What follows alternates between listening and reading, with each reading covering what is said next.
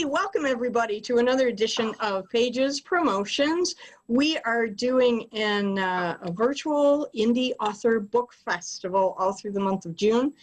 And this is another installment of that where we bring indie authors right into your home. It's not as creepy as it sounds, I promise. Tonight's featured author is Cyrus Keith. Say hi, Cyrus. Hi, Cyrus. There he is. There he is. And unfortunately, his book is currently in transit. I have USPS tracking information, and it's sitting in the ethers of the mail system somewhere. So show us a cover of your book, Cyrus. Well, actually, besides this cover, I like this cover because it was signed by the author and the cover designer. There it is. Ta-da! Here is the book, Becoming Nadia. This was the 2012 Best Thriller for the Electronic Publishing Industry Coalition. I have the award. Oh, wow. Oh, look at that. Hey, you're like transparent. That's cool. Yeah, we are seriously impressed. I was very impressed. Can you give us a little synopsis of the book, pretty please? A little synopsis. I always have trouble giving synopsis because there are so many wrinkles and twists in this thing to keep the reader off guard. I think Jean's read it. She was one of my critique partners in getting it polished up, although the final version isn't quite what we saw in Critique Circle. But to read the back jacket blurb real quick. There's only one thing that pretty popular TV reporter Nadia Velasquez is missing: her memory from before the explosion that killed everyone else in the room, including the president of Nigeria. But from the moment she meets FBI agent John Daniels, all hell breaks loose.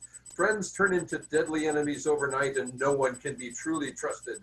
When John and Nadia investigate further, they discover the living terror that is the truth behind Nadia's existence, a truth that could mean the death of millions. Dun, dun, dun. That's where you put in it. Yeah. Yes. So I wrote about the deep state back in like 2001. No, 2011 is when I finished that and got it all published. So it awesome. That's very cool.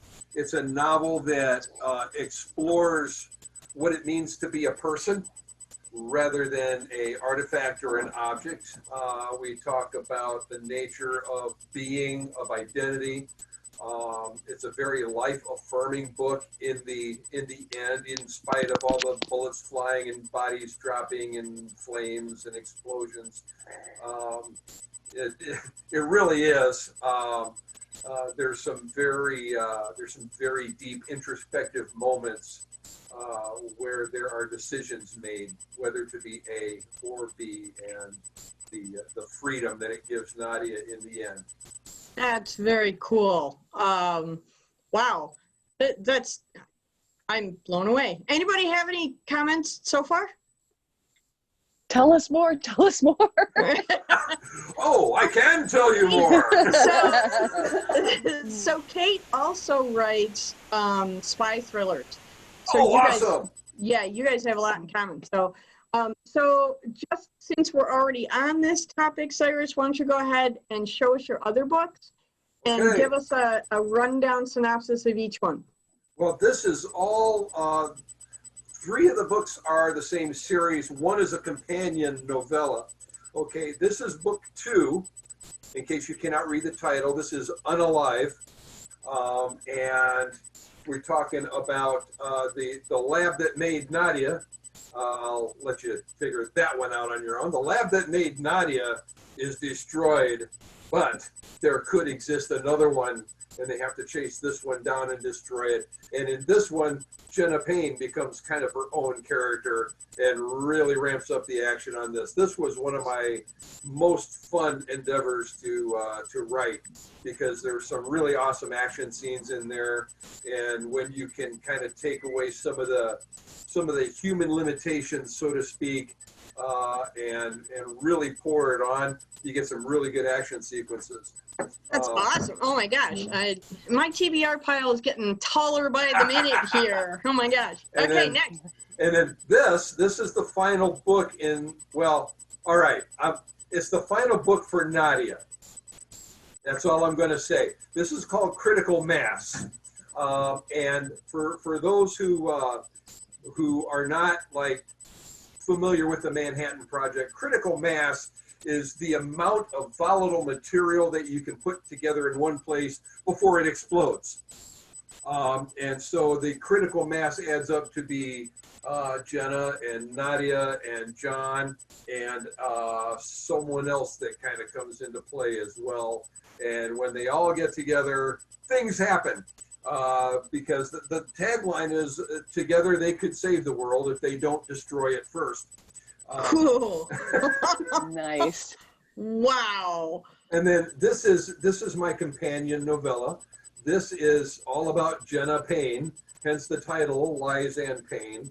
Okay. And this is about, this takes Jenna's life from when she was 8 years old at her father's funeral, and picks up basically right when Becoming Nadia picks up.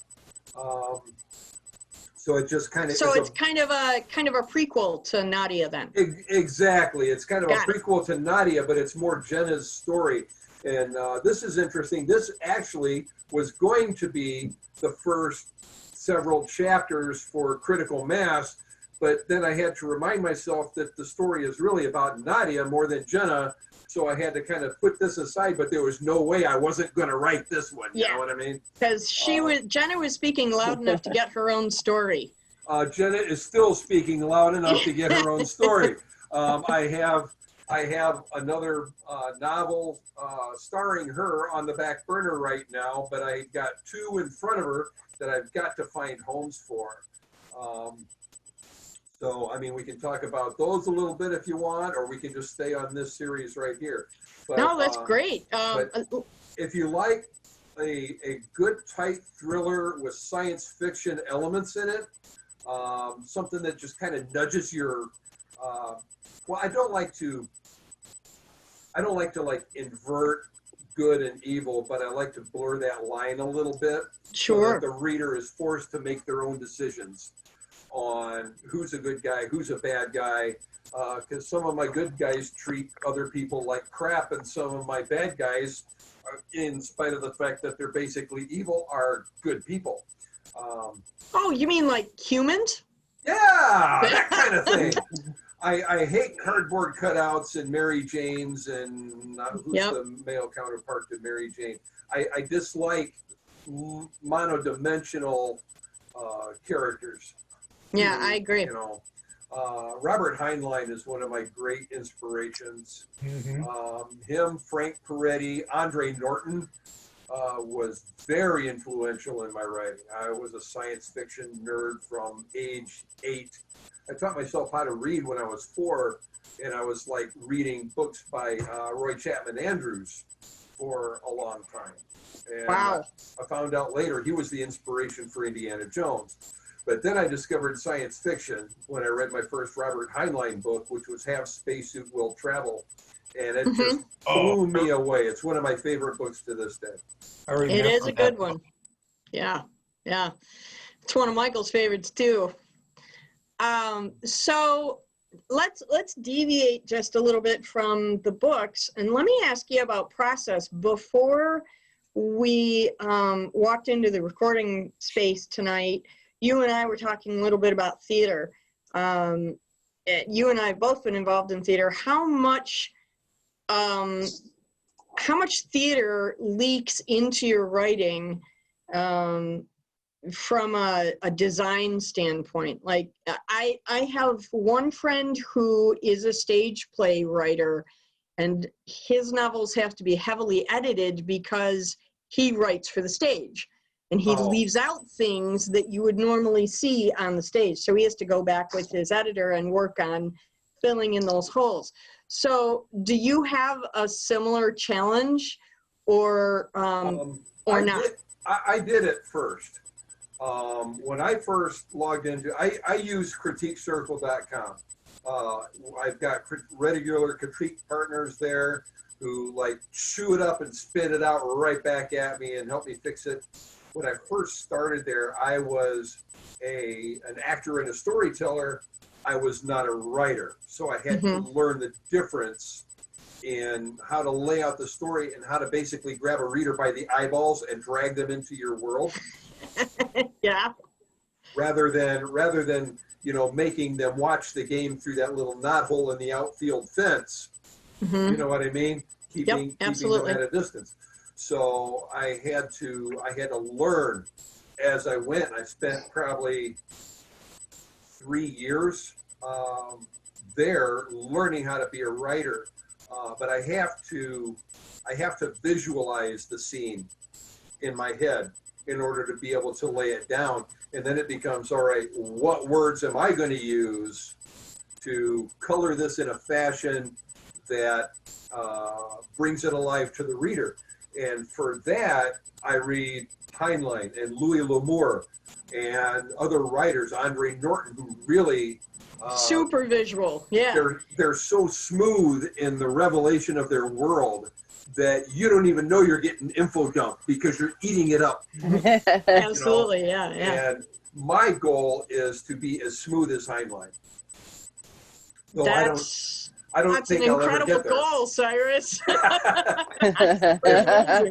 If I could unfold my world as smoothly as he did, then I will really consider myself a success. Absolutely. Yeah. If you could even do, a tenth of that, I would say I would consider yourself a success. Absolutely. And, I always use, like when I'm critiquing other, like new writers, when they talk about the showing versus telling, I always use the opening sequence from his book, Friday, which is one of the most brilliant openings ever written, period. Yeah, Mike knows what I'm talking about. I don't have the book here in front of me, but read Friday by Heinlein and you'll get that. That whole first passage is so brilliantly lit up with this world that you're in it before you even know it. Absolutely. So let me ask you this. This is something that comes up in our circles all the time. Do you write digitally or analog? And are you a pantser, a plotter, or a hybrid?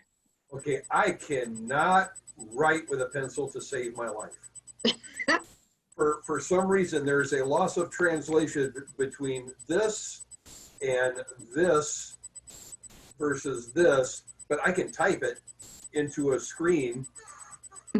I could do better back in the days of typewriters. I've still got my great grandfather's old Underwood Model 5. Nice. Yeah, I have an Underwood too. That's the Underwood you see that has all the covers of the books on it. Yeah. Yeah, that's the Underwood that I typed my first poetry book on. It's very similar to the one that I have. Yeah. But that one's like parked underneath the table waiting to play its role in You Can't Take It With You.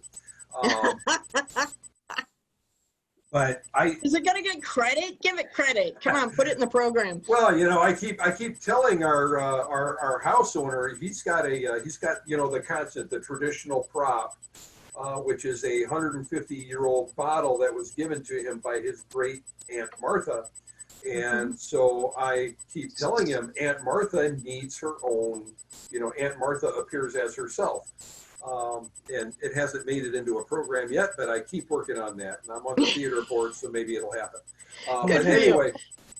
But anyway, yes, I do much better digitally, and especially on a computer, because I can backspace real easy, without having to start a whole page all over again. So I found that writing digitally works best for me. And for some reason, things translate from my brain to my fingers a lot easier when I do that. As far as like laying it out, I like to have an outline with about 4 or 5 major events laid out. And that actually kind of becomes a working outline, because when I write that out, then I start at the beginning and go, all right, what's my hook going to be? and then I structure that. Okay, how am I going to get from point A to point F? Okay, things have to happen to build that up. Okay, now I get from point F to point L. Okay, and then somewhere between point F and point L, something else happens that jumps into my head and goes, hey, this has to go on too. So then, all right, lucky surprise, I've got 5 new characters, and I have to fold them in and make them fit too. And that's how some of the favorite, fan favorite characters came into becoming Nadia, most notably Bunny Kolinsky and Irving Ratzinger. Irving is everybody's Jewish grandpa, and he's just the one you love. Okay, he's your grandpa, all right? And Buddy Kolinsky is a spindly little man who never went looking for trouble, but trouble spends an awful lot of its time looking for Bunny Kolinsky. Okay, I really got to read these books. Did you send me 1 copy or 2? I did send you 1. Oh, then I'm going to buy the other one. So You can do that. Oh, hey, that brings up an interesting point. Because we talked about this beforehand as well. We did. This is normally $14. This month during this promotion, I knocked $2 off. Nice, thank you. So you can get this sent to your door for the paltry amount of $12 with a signature, and shipping and handling is $3.50. And what's the website where people can get this? They can they can go right to cyruskeith.wordpress.com. I have a order form there, and all they have to do is remind me this is part of the June book promotion, or they can message me on, or actually what would be best is if they emailed me directly, because my publisher has not authorized this promotion, although I do have liberty to do this with my own, with the books that I buy direct. Well, okay, we appreciate your support of the festival this month. So if you go to my publisher's website, she does not offer the same discount. Or if you go to Barnes & Noble or Amazon, you don't get the discount. But if you email me at cyrus.keith@yahoo.com, and in the subject line, put book order June 2020. Awesome. And let me know what you want, and I can set you right up. You can even buy the whole box set if you want to. I've got a special going on that, $44 for the set. And but this is $12, and shipping and handling $3.50, no matter how many books you get. You're the best. Thank you so much. So we really appreciate your support. Anyway, that's my commercial. Yeah. Nice. And you did a really good job. Oh, I like it. Why, thank you very much. So, Michael, Jean, Kate, anybody have any questions for Cyrus before I, keep being my interview person? I'm putting my hand up as you. Yeah, Kate's always so polite. She just puts her hand up. I'm a rule follower. Okay. Okay, so 2 questions. Okay. First of all, are you a 1 space or 2 spaces after the period? I used to be 2 spaces after the period, but then I found out, and actually my publisher's house book of style mandates 1 space after a period. So I've been going that way. Gotcha. I see the reasoning for that, because with the digital, with all the new fonts and everything, unless you're using Courier as a font, 1 space opens that up and gives you that breathing room in your brain between sentences. If I was writing in Courier, I would definitely be using 2 spaces, because every letter occupies the same space. 2 spaces till I die. I'm sorry. Go for it. Me too. my software changes it for me, so I don't have to worry about it. So my second question is, what is your favorite or most unusual source for research that when you tell people, they're like, really? Well, the one that makes people say, oh, really, is nightmares. No, because that's I have some really vivid nightmares, and I get up and I make notes. That really isn't, oh, really. That's actually how becoming Nadia came about. Is I had a nightmare, and I woke up in the middle of it, in the middle of a conversation with Nadia, and it was just so emotionally charged and powerful that I was in a cold sweat, and I knew I had to write it down. Wow. Very Wow. cool. That is Thank very cool. you. So does this mean you and your wife sleep separately? Okay, maybe too much information. Oh, no. 30 years hasn't dampened the fires that much. Good for you. Michael, Jean, any questions for Cyrus? Not at the moment.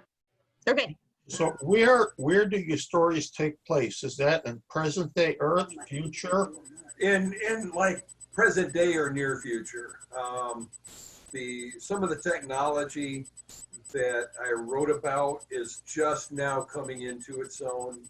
The process of making organic molecules grow on a artificial structure like a skeleton, and that's as far as I get with the details on that. You'll have to read, but that's actually coming about. I was surprised to see that it's becoming a thing now, where they're like growing organs, and teaching molecules to grow on structures and treat them as skeletons. It's like, hey, that's a cool thing. I wrote about that back in 2011. Thank you very much. I mean, I wanted to write, I wanted it to be hardcore, distant future, ray guns and floating cars and things like that. And I don't know if you've run into this with a book where it just refuses to go where you want it to go. So you just finally give up and let it go where it wants to go, and that's kind of what happened. So, question, what genre can you never, ever imagine ever writing, and how come? Oh, erotica. Okay. I am a very family-oriented guy. My thrillers are very, I won't say very rugged, but they've got some rugged spots in them. But it's still all in a place where if your kids can keep up with the vocabulary, they can follow along with the book. I am just not comfortable writing about sexual situations. I will never do that. I'm with you right there. So aside from science fiction thriller, are you going to stay with this genre, or do you think you might try other genres? Well, actually, a couple of my back burner projects. One of them is a late Roman Empire historical novel, and one is a Western historical novel. So I've got a couple of those going for me, and just whatever ideas hit me. Now, what I do intend to do is use different pen names for the different genres, because I was reading about William H. Keith Jr., who uses that name for science fiction, but he's got like 5 different pen names because he also writes romance, of all things. And then he also writes Westerns, and he uses a different pen name for each genre. And I think that's a good idea, to use those different trademarks. Okay, that opens up an interesting discussion. Jean, Kate, Michael, how do you guys feel about pseudonyms? Do you use them? Do you think you ever will use them? And what's the, I saw that. And what's the thought process behind using a pseudonym if you've got one? Well, I use one. Mine is my actual middle name, just because the connotation of my middle name was always very negative growing up. It was the name you got called when you did something wrong, When that came out, you knew the world was bad. And when I started writing, I wanted to actually reclaim my name. So I chose that middle name and made it like a good thing. It's like, it's a thing I accomplished. I wrote books. So now I'm happy with my middle name, and I'll actually use it. So yes, that is why I use my middle name as my pen name. Nice. So does the real world know you by your first name? Or, I mean, because I've only ever known you as Jean. So I mean, I know in you book have this circles, I'm other always name, Jean. But yeah, a lot of my friends and family all know my first name. I never used my middle name until I became an author. I mean, it was just you didn't use middle names unless you were a kid and you did something wrong. So yeah. it's been kind of fun to actually bring it into a positive light and kind of reclaim it for myself. Very awesome. Kate? So my first name is Catherine, so it's just kind of an adaptation, just of my first name, but that's the only place that I use it. So same kind of thing where it's like, no, this is my author identity. Nobody else outside of my author book world calls me Kate. And in terms of would I ever use one, I honestly don't think I would, unless it was one of those situations which, everybody dreams of, where, you're like J.K. Rowling and you want a fresh start without, everybody expecting it to be the next Harry Potter. So, hey, let's all hope that happens. Right. But honestly, I don't think I really would. I can't really think of any other reason. Yeah. Michael, you have not yet published your novel, but you have published some short stories and anthologies. What's your thought on pen names? I was vacillating back and forth, and I decided it was too much trouble to come up with a pen name. So I thought, and in fact, a couple of the early short stories just have my initials. Okay.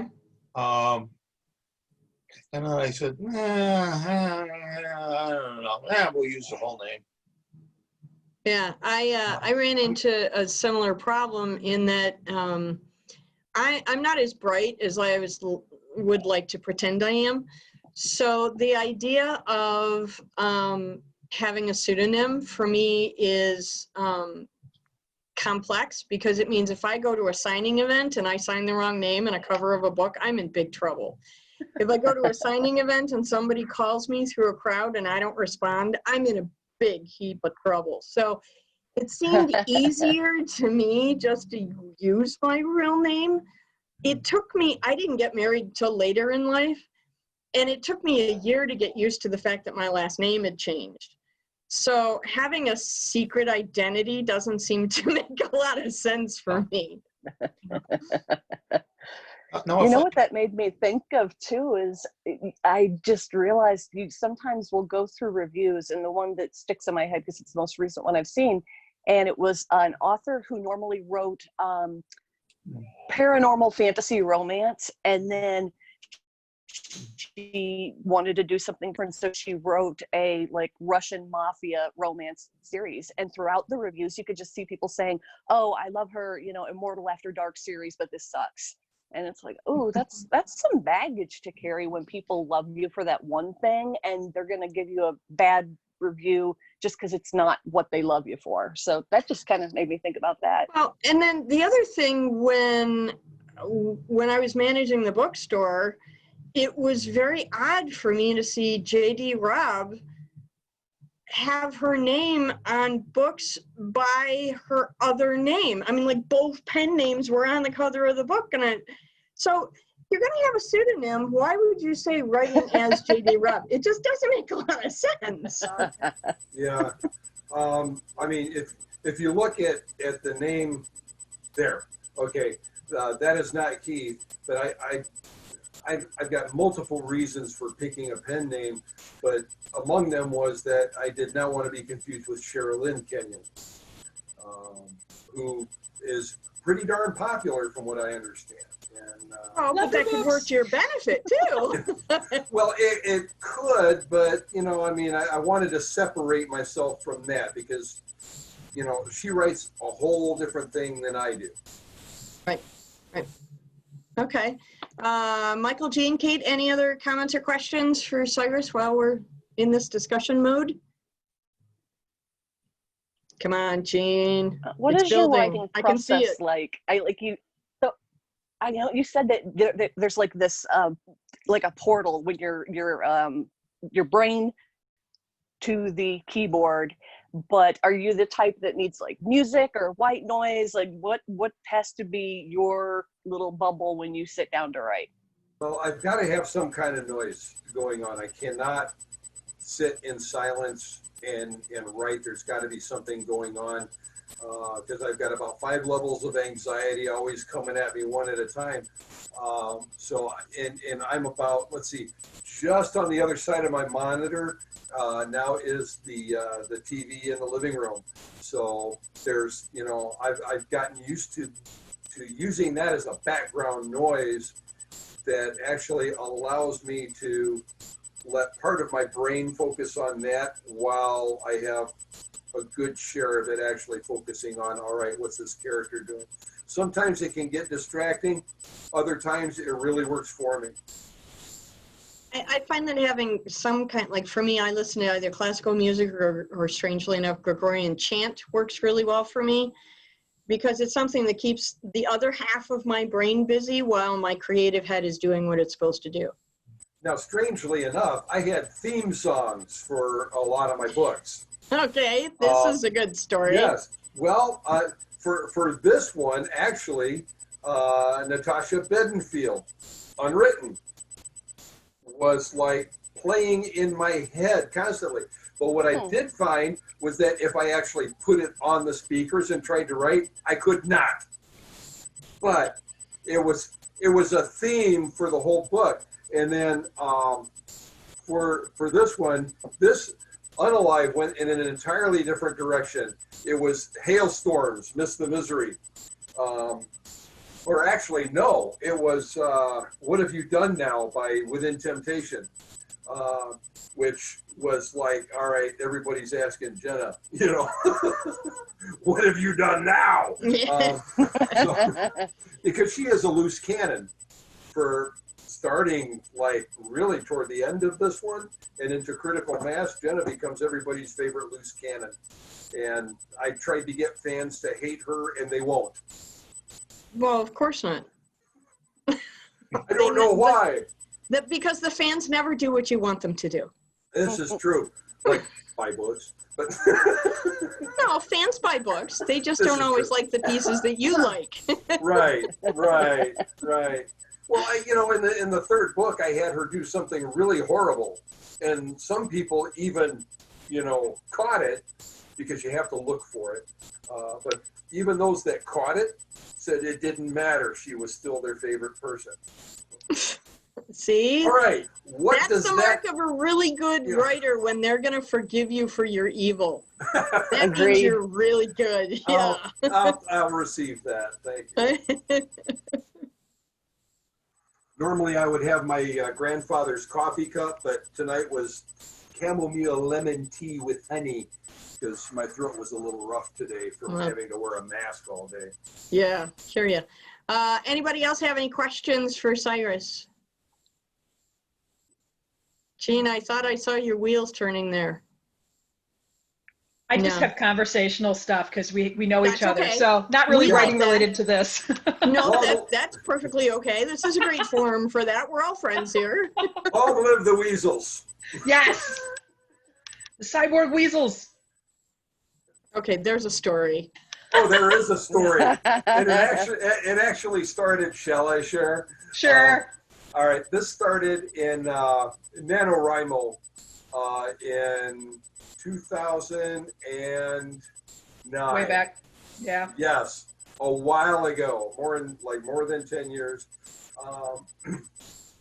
People were talking about, holding themselves accountable to finishing a novel within the month of November, and I was watching. I knew I was already in the depths of my own, and I wasn't going to take a break from mine to try to pound out 50,000 words in 30 days. So I was mainly a sideliner and a cheerleader, and I basically came onto the group of friends that we had at that time. I didn't even know if we had a name. But I said to those who are struggling, I volunteer to bring a starved, crazed weasel and park it in your chair until you finish the next chapter. And a character arose from that. What was it, Rippy McWeasel? Rippy McWeasel.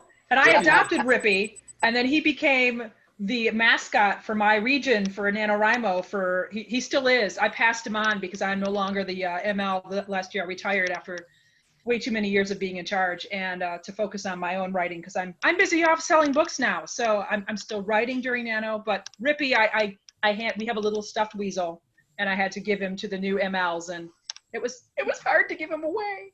Yes, but it's the passing of a torch. But what a great motivational story. I mean, how cool is that?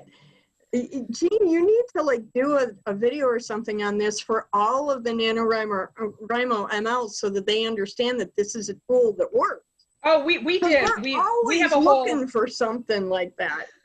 we have a whole forum for the MLs, and there's always people talking about in there we all share ideas, and mascots came up one year, and so we had an established mascot, a couple other regions did, and then everybody's like, oh, we need a mascot, and so everybody started coming up with mascots and regional names, and it became a whole thing, and now it's all got a life of its own, and everybody has a great time with it.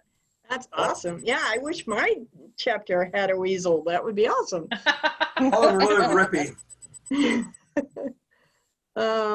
Michael, Kate, anything else? We're getting close to the end of our time here. Nothing? Okay. No. Cyrus, show me Nadia's cover again. Let's see. Yes, I will dig that out from my abundant library. There you go. Becoming Nadia, Cyrus Keith, and give us another commercial for your special opportunity here. Oh my gosh, buy my book, please. Yes, on special for this promotion at $12, $3.50 shipping and handling. The entire box set, all 4 books, you can pick those up for $44, $3.50 shipping and handling. They even come with a signature. You don't get the award, that's mine. And then what's the website or the email? How do you want people to contact you to take advantage of this? You can email me directly at cyrus.keith, Keith,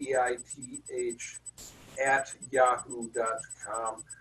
In your subject line, make sure you put 2020 book fair order form or order. Excellent.